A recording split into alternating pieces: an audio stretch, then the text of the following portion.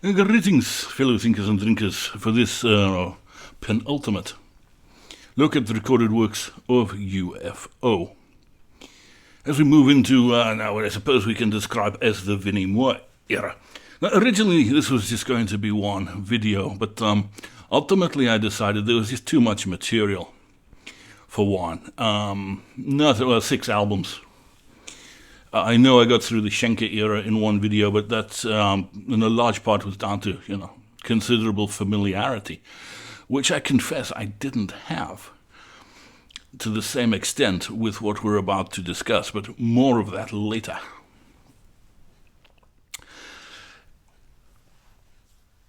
And, all right, I'll be upfront about it. I think, pigeonholed them to some extent as not being that good or that interesting. And, many years have gone by since I actually paid them any attention. However, listening to them again did force me to reconsider my position. Okay, be that as it may, we'll get to that. Okay, we left off last time with Schenker's second, his ultimate departure from the band, which left him once again in a state of flux. Long story, very short. Legal proceedings ensued, I think largely between Moog and Schenker, as to who would ultimately own the rights to UFO and, in practical terms, who could record and tour under that name. It eventually went to Moog. That's all we need to know. So UFO was going to continue, but they needed a new guitarist. Eventually settled on American Vinnie Moore, who at the time I'd obviously heard of. He said, or his stated influences, according to his Wikipedia page, if nothing else, included Ritchie Blackmore and Jimmy Page, promising, Eddie Van Halen and Yngwie Malmsteen, perhaps less promising in the context of UFO. But he did have the reputation back in the early 2000s of being sort of a neoclassical shred merchant, didn't he, for want of a better expression. There's Baroque-inspired runs, tapping sweeps, all those sort of things. More in the neoclassical, the fusion, hard rock, more of a guitarist sort of thing. Well, so to my mind, not the most obvious fit. However, as we shall see, he turned out to be a very good replacement for Schenker. And he would, obviously, as we now know, go on to remain with the band until the end of their career. Now, for the next album, Andy Parker was absent. I don't know why, he just was. And Jason Bonham joined the band on drums. Promising stuff. Okay. The album You Are Here was eventually released in 2004, so what did we get? Well, opens up with When Daylight Goes to Town. Punchy opener, nice driving riffs, good urgent delivery from Moog.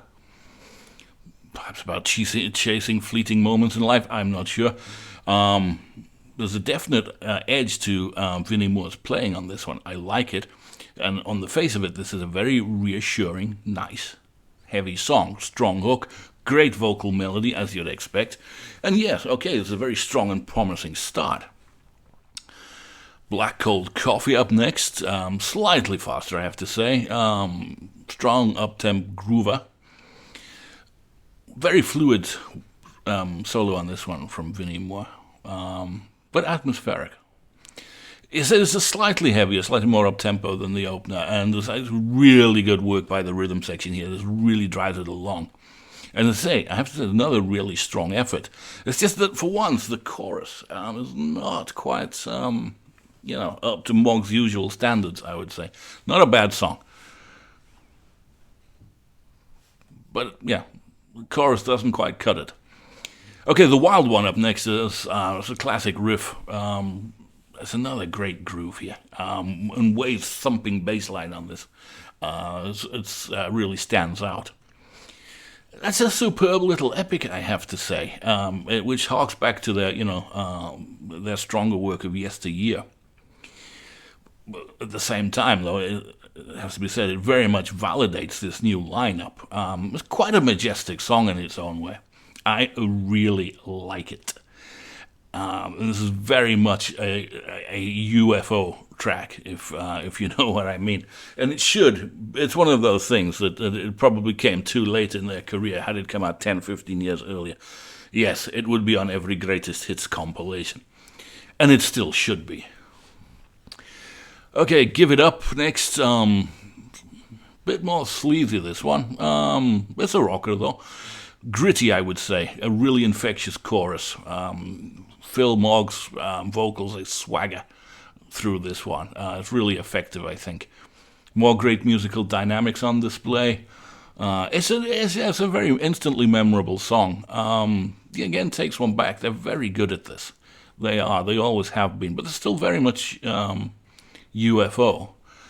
And this is another super effort, I have to say. So far, this is pretty good stuff. Okay, Call Me up next. Slightly slower. Heavier.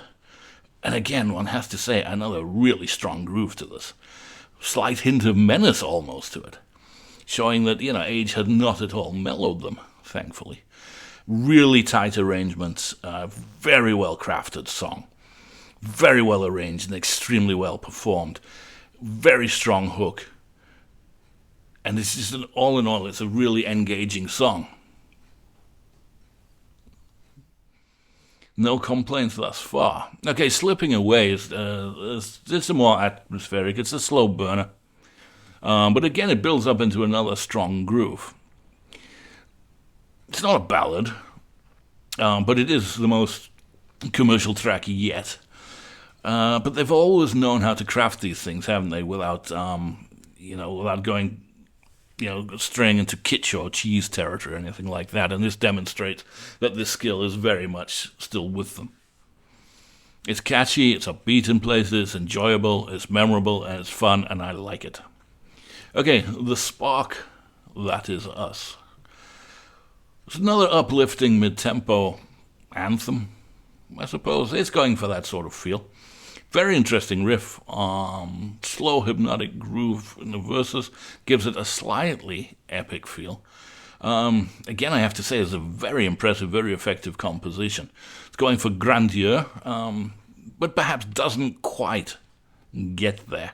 Well, it doesn't fall short by too much. Instrumentally, it's really, really strong, and it is a grower. Again, it's one of those songs I would probably have dismissed on the first listen, but coming back to it, no, it really has merit. Okay, Sympathy, tender ballad. Yeah, it's got its acoustic touches, heartfelt lyrics, etc. Phil Mogg's in great voice on this. Pre-chorus ups the intensity considerably. That's not always the case. Sometimes it's the chorus alone, but no, this is really. It's musically interesting, and it's very tight, it's very compact, very well arranged, a very good song. Mr. Freeze, I see. Riff-heavy thriller, yeah, very potent vocal melody on this one. Really good guitar playing from Vinnie Moore. Again, it's quite heavy. It's got a really strong melody. Which again was always a hallmark of the band's work, or at least their best work. Yeah, again, I really like this. Personal favorite thus far? Very possibly. Jello Man, a slightly quirky, bouncy rocker. Humorous edge to it, no doubt. Playful lyrics. Light-hearted vibe, I suppose one could say. But again, it's tight. It's a rich composition. Nothing throwaway about it. Gritty and rewarding in places. More melodic. The verses on this one are more melodic, and it's the chorus which really has the spice and venom to it, which is an effective juxtaposition. It's still different, but it's good. Okay, Baby Blue. It's an acoustic, very bluesy introduction to this. yeah, okay, some fantastic playing from Vinnie Moore. It's a really good track. There's not a hint of cheese, which in other hands there certainly would have been, one feels. There's no overbearing keyboards for that matter either. Had this been released and recorded around the time of Misdemeanor, I think you know where I'm going with that one. But this builds into another effective, very engaging, commercially tinged, no doubt, rocker. If you think mechanics, you won't be too far away from this. It is, you can imagine it stylistically belonging on that album. That's a compliment. Okay, Swallow, which I assume the lyrics are referring to the bird.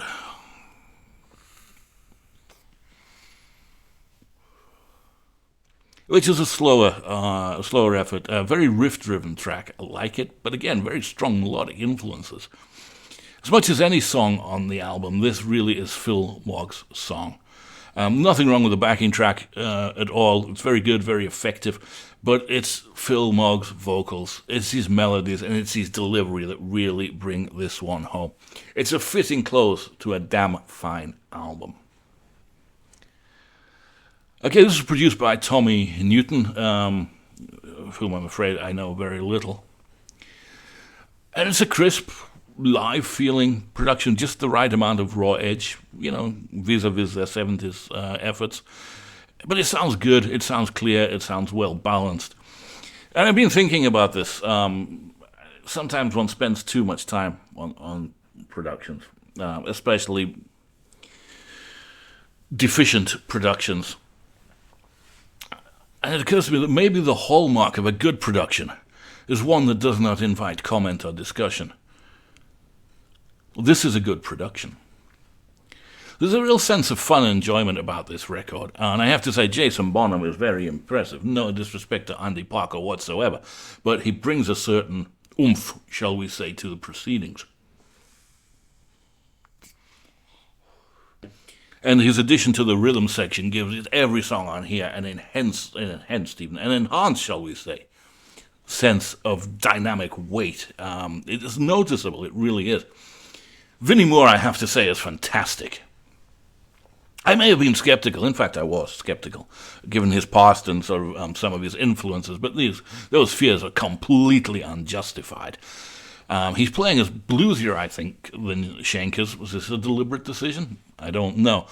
But it is incredibly tasteful, and there's hardly a hint of a shred or anything like that. He does not resort to wanking, which I think was a fear I may have had, because that sort of guitar playing, in my mind, would not have been compatible with UFO. But fortunately, we don't get anything like that. He's adapted, and much in the way I think Steve Morse adapted himself to Deep Purple without losing his personality. I think Vinnie Moore has done that here, on this album at least. His playing is very, very tasteful. It's very effective, and it's very dynamic, and it's very engaging. A worthy successor to Schenker and to Chapman? Yes, 100% yes. And what's more, he's demonstrated an ability of knowing how to write and perform, good rock material. Which makes this album, I think, it's a natural evolution from where we left off with Sharks, wasn't it? Okay? Yes, Schenker's gone. He is, in his own way, irreplaceable. Nobody really plays like him. But this is an evolution. This is not a dramatic step change. Very strong album. I said the blues influences are much more pronounced, I think, than they were with Schenker, but the songwriting throughout is excellent, as are the performances. So the new band has announced themselves in really fine style. The album was well received, critically, justifiably so. No idea regarding sales. I did some brief research, but given its UFO, given the fact that it's 2004, it didn't sell 10 million copies, did it? But I have to say, I enjoy this much, much more than I remembered. So when planning these last couple of videos, I was expecting to be much more dismissive. Happy to have been wrong thus far. Slight side note, they released a live effort, I think it's called Showtime, from this tour. If you haven't heard it, check it out. This band were fucking impressive live. They really were. And the new material cuts through really well alongside the established classics. Okay, we move on a couple of years. 2006, so they're not resting on their laurels here, It's nice that, as with Deep Purple, as with Uriah Heep, Saxon, etc., one could name others. That these legacy bands around this time, they were still committing to writing new music. They were still committed to being current, vibrant, living bands. And so we get the Monkey Puzzle in 2006. Now, unfortunately, Jason Bonham, who never seemed to stay anywhere long, departed. And I say unfortunately because it was, again, no disrespect to Andy Parker, but it was almost hand in glove. He really brought something to the band. But anyway, for whatever reason, he was no longer there, and Andy Parker returned and replaced him. Otherwise, the lineup would be the same. However, this would turn out to be Pete Way's last recorded album with UFO, as health issues would force his retirement, I think, prior to the tour, or at least after the tour. Tommy Newton returned as producer, so what did we get? Okay, Hard Time Being Me. Opening track kicks off with direct, punchy hard rock riff, nice driving rhythm. Band sets a confident tone. Tight interplay between the guitars, the rhythm section, certainly.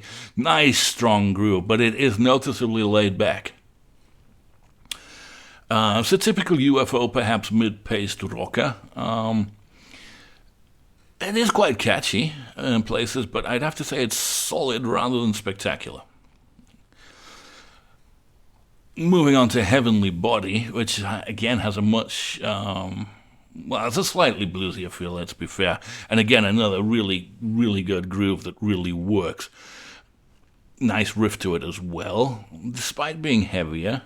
It's Mog's vocal growl on this one. I don't know, it does not really develop the way one may have wished. Rhythmically the strongest song, but the vocal melody it's just okay on this occasion. Chorus is a bit underwhelming. Maybe they were trying something different and they didn't quite pull it off. It's a decent effort, but Okay, Some Other Guy. It's another mid-tempo blues-based rock number, including harmonica. Don't we love that? It's got good melodic structure to it, riding on the top of a really good, solid rhythmic drive, one has to say. Very strong work from Mog here. Good melodies again. And also fine work from Vinnie Moore.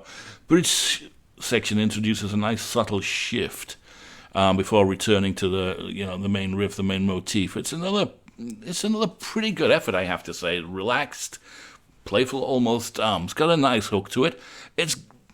It's okay. It's a strong effort. Okay, Who's Fooling Who? Another acoustic opening. Gives way to a really pronounced rhythmical punch on this one.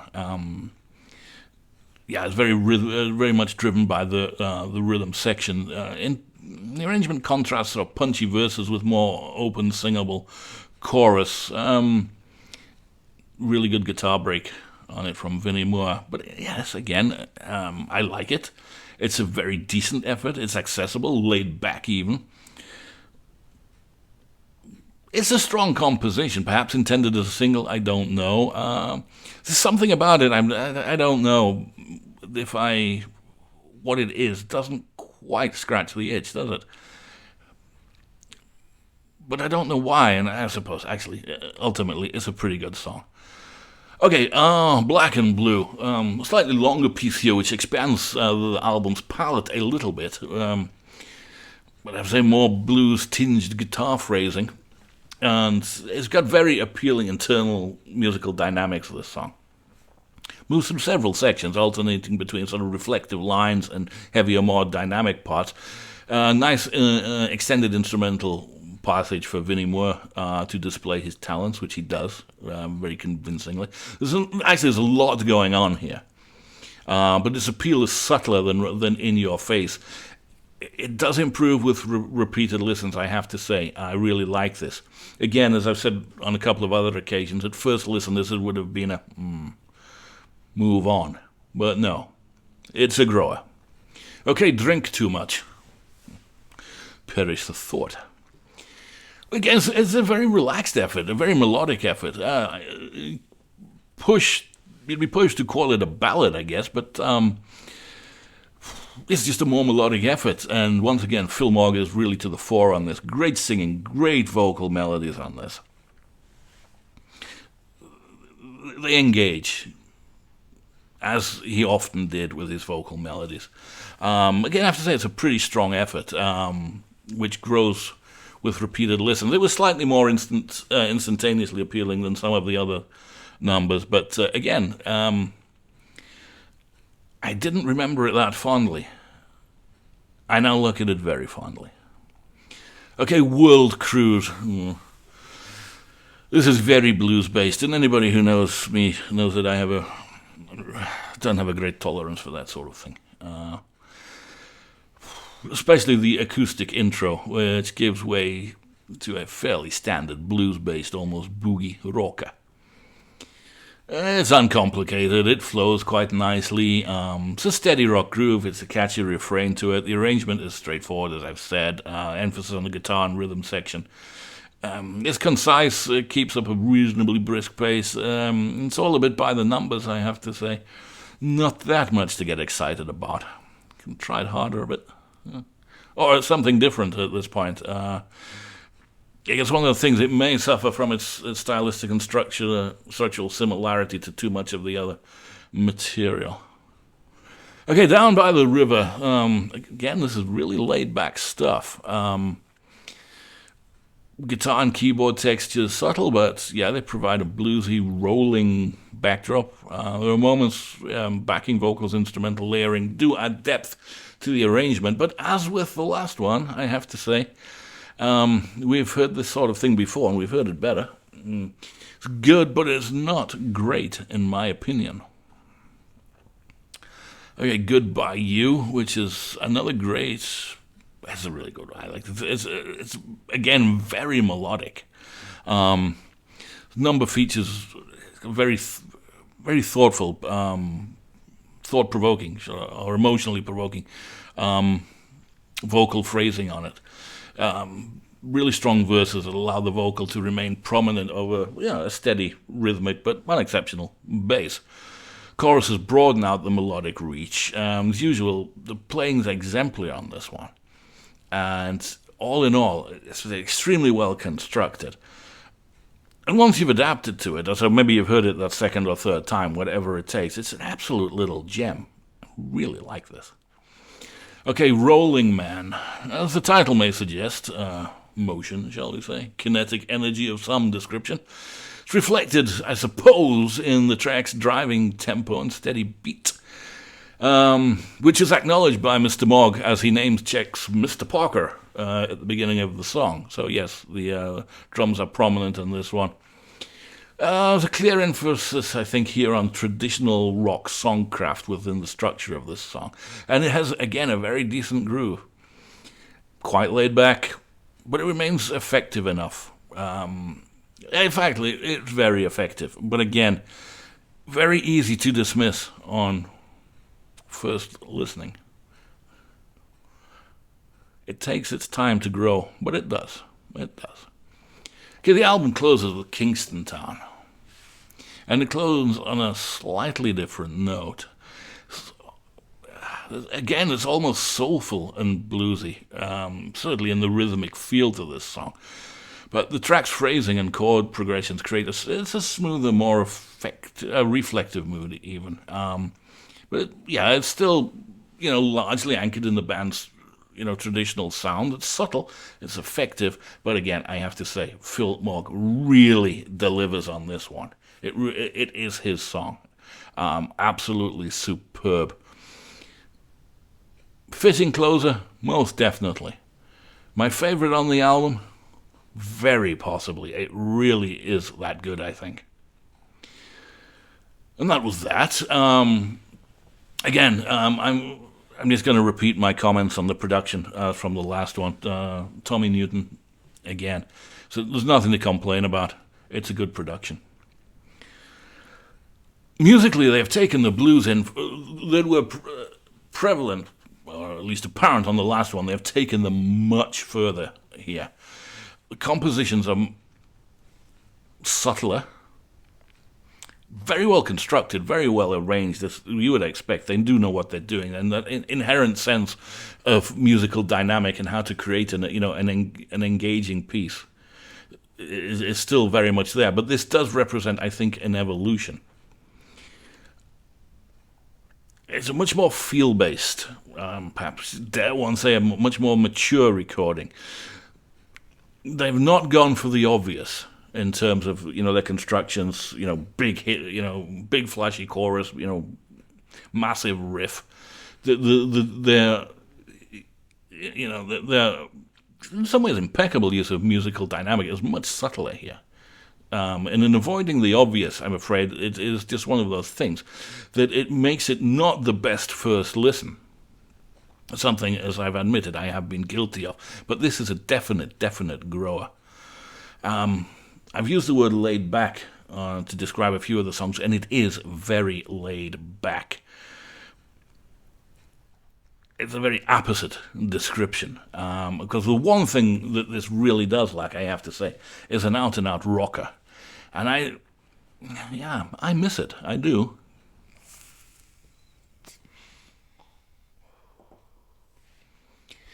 Again, it's got a pretty good critical reception, which, yes, in hindsight, I think is much deserved. Although some critics did point out that while it was, competent and enjoyable, it lacked a bit of spark. Perhaps the songwriting not that adventurous. One thing, whether you're a fan of the blues or not, I mean, it is, it's a well-trodden path, isn't it? It's hardly progressive rock. And so a couple of the songs on this album do suffer from that they're stylistically too similar to the other material, and they don't have those elements to really make them stand out, where, if they, perhaps put a rocker in it or something slightly more progressive in it, the album would have had a better balance to it. I don't know. Because it didn't happen. It was a moderate success commercially. In the rock-orientated charts, I think it got to the top 20 or something in the UK rock and metal charts. What that means in terms of units sold, anybody's guess, but I think we know it. Yeah, it'd be lucky if it was in four figures. Unfair, perhaps. Okay, but again, one has to say that whatever your take on this version of the band is, they very much established their own sound, their own voice, their own character on this one. I do like it. I don't think it's quite as strong as its predecessor, however. There's a couple of songs here that, too close to filler, and stylistically it's perhaps a little monotone. But maybe that's just me being hypercritical, because basically this is a very strong effort from start to finish. A couple of really surprising highlights. I admit, it took me a while to realize it. All right, a 3-year gap on this occasion before we get to 2009's The Visitor. Okay, Pete Way, as I mentioned, is no longer with the band. No permanent replacement had yet been recruited. And a guy called Peter Pichel stood in on a session basis to record the bass parts. Tommy Newton continued as producer. Oh, what did we get? Well, the album opens with Save Me. Again, it's a hangover from the last album. This is a very pronounced blues, almost country guitar introduction, leading into a sort of mid-tempo more rock-based, shall we say, structure. Rhythm section established solid blues-based groove, confident chorus, which I think is the most distinguishing feature of this song. Slightly brooding in nature, I have to say. All right, it's a solid opener. On the Waterfront, up next. It's more blues rock. Again, very relaxed, taking it a similar tempo to the opener.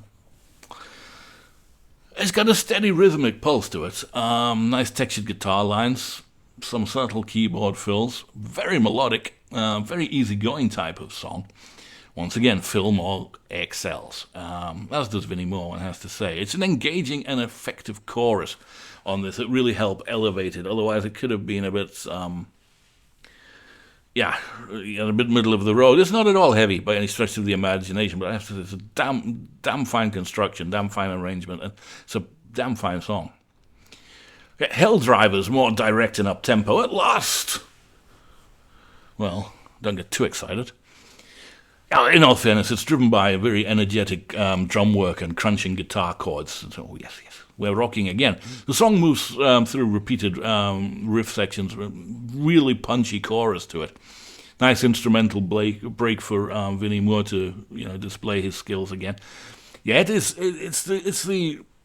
It's the use of subtle musical dynamics that really stand out here.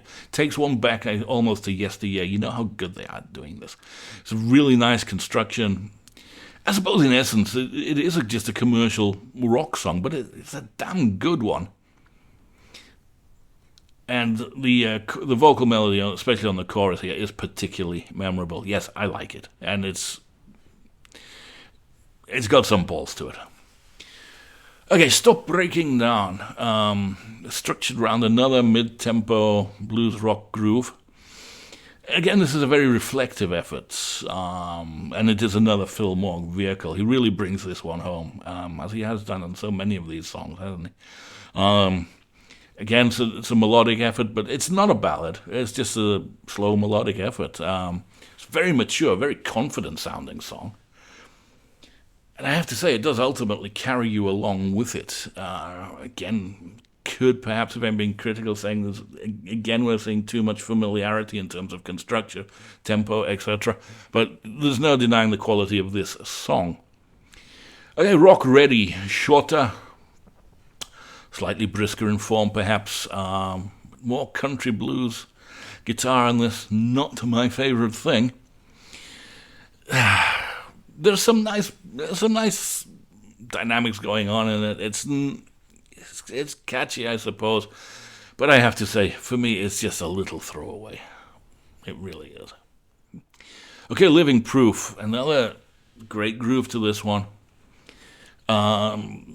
Especially on the verses, there's great rhythmic work underpinning them. Vocal delivery matched harmonies on the chorus. I don't know who is singing them. Doesn't really matter, I suppose. But it's the same blues rock vein as the rest of the album, which is starting to feel a bit limiting, I have to say. Again, no way can I say this is a bad effort, but it's not an exceptional song.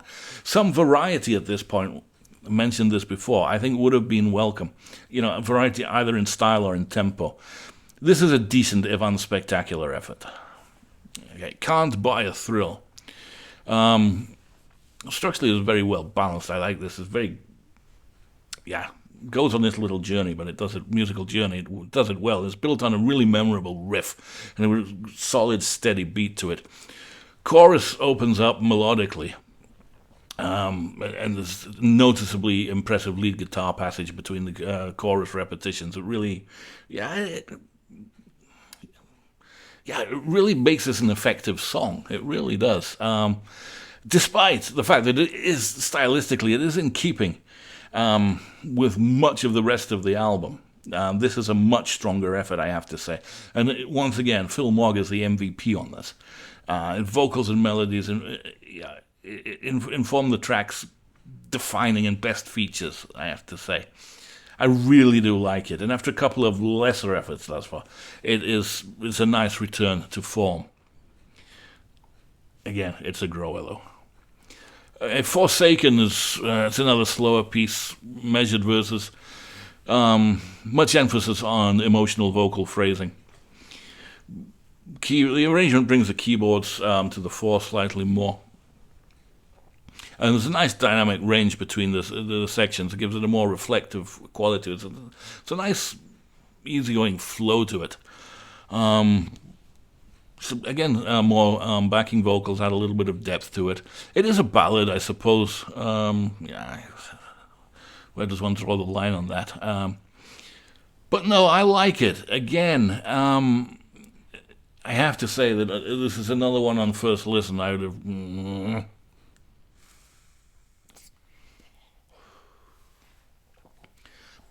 But now I like it. Okay, Villains and Thieves. Okay, ups the tempo, doesn't really. Mid-tempo, and it's anchored in a good, solid rhythm again. Uses a lot of repeated chord progressions underpinning the verses, which contrasts nicely, actually, with the more open and more melodic reach that is provided for the chorus. It's, again, very decent, slightly harder edge to it even, I'd have to say. But my God, I could do without that honky-tonk piano. And every time you hear the words honky-tonk piano, I think you know the type of song it is. It's a decent effort, if nothing more. All right, Stranger in Town. On the album as it was, this was the closing song. Nice driving rhythm to it, very strong riff. Very possibly the heaviest song on the album. Chorus is emphasized a lot with repeated phrasing of it, but does he overdo it? Almost, I guess. Instrumental passages maintain... I say the tempo's already established on the album, but they do allow space for the guitar in particular to breathe, and the lead fills on here are very, very impressive. I do like this. It's a really strong effort, and it shows that they can still up the rock ante when they want to. It is conceivably the heaviest thing on there, and the closest they actually get to a real rock song, and would have been a good way to end the album. However, the version I have has a bonus song, which is called "Dancing with St. Peter." Now, this was an effort written for one of Phil Mogg's side projects. I think it was written with the guys with whom he did the Mogg Way album, so I might be wrong on that one. Listening to it, for me, it has vague echoes of Dreaming of Summer from Walk on Water. That may just be me, but it does have a similar gravitas and grandeur to it. The chorus on this is really moving and incredibly expressive, as is Mogg's performance. And to be honest with you, this is an absolute gem, and is easily the best song on the album.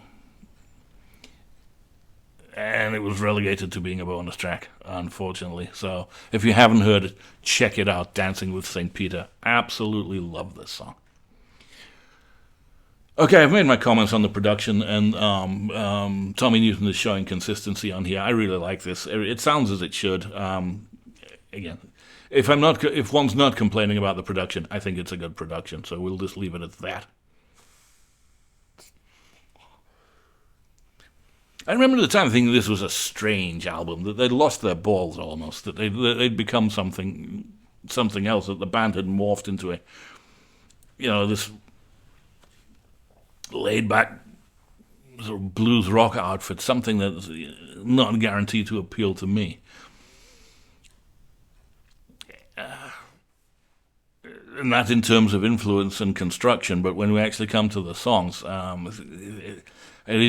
and I still do to some extent feel it's a bit too mono-paced, shall we say. There's not enough variety in tempo on it. And there are a couple of undoubted fillers contained within. And I have to say, no, apart from what should have been the last song, Stranger in Town, nothing really heavy on it, nothing that really rocks. However, it must be said that Vinnie Moore is outstanding on this album, as he has been on the other two, not only in playing but in writing as well. And the same can be said for Phil Mogg. Really impressive on this. Whether you like the new musical direction or not. Again, initially I was dismissive of this album, perhaps more so than the previous two we've discussed. But again, I have to say, I've had to reconsider that. You can't deny the quality of the songwriting. And again, they're not instantly appealing, a lot of these things.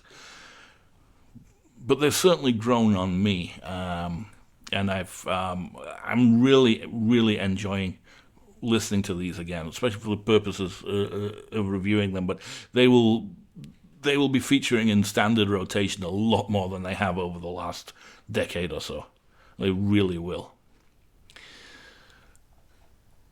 Commercially, this performed solidly by late career hard rock band standards, charted respectably in several European countries, and most noticeably Germany. Here in Germany, where they've always had a loyal audience. It was not a mainstream success, however, or a commercial breakthrough any stretch of the imagination. Critical response was broadly positive, as these things are, or they have been for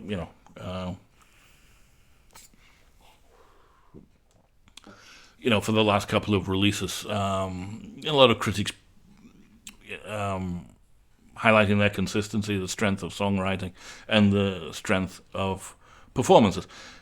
And with this, I am in absolute agreement. It may differ from what has come before in this band's catalogue. I'll go back to the prior videos I've recorded. This may represent a change in style, and it may have been jarring at first. But I have to say now, I'm really coming to terms with it, really enjoying it. And yeah, it's been something of an eye-opener.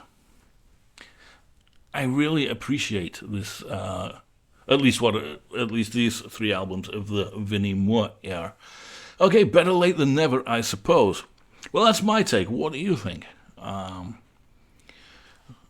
you agree with my assessment? Is it that different? Do you miss the harder, rockier edge of yesteryear? Please let me know. Feel free to like, to share, to subscribe. All those good things, and obviously to comment. Well, that's it for now. There are still 3 to go, but that's going to be a conversation for next time. And until then, I thank you for your indulgence. I wish you well, and ma chonquière.